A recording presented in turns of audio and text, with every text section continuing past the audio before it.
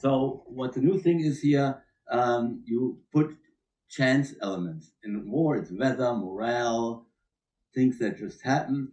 So what they put in, dice rolls, a referee, but mostly important empirical data, tables where you can look up how that would go. So that's the beginning of the empirical based and hyper-realistic war games that we have today. The moment there were games to prove machine intelligence, the military said, hey, we can use that as well. So in the 1950s, right after the first machine intelligence games were created, war games were created. This is actually the Hudspiel. That's an analog computer, it switches something, but still it is the first effort to computerize the war games. And then a little bit later, 6-7 years later, there was a Theaterspiel. And that was the first real-time war game that played on regular mainframe computers. The first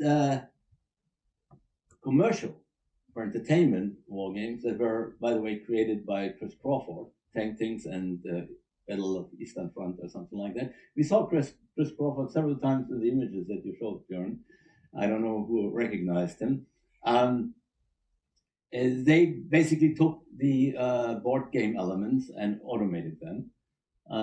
But they already could be used for military purposes. So that's the very first example. There was the, what was it called? Battlezone from Atari.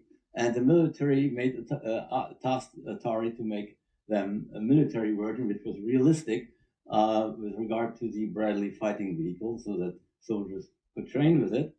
And then we have here the SimNet, which was the very first multiplayer training in a persistent world, and about a decade ahead of commercial games. So this was a role model.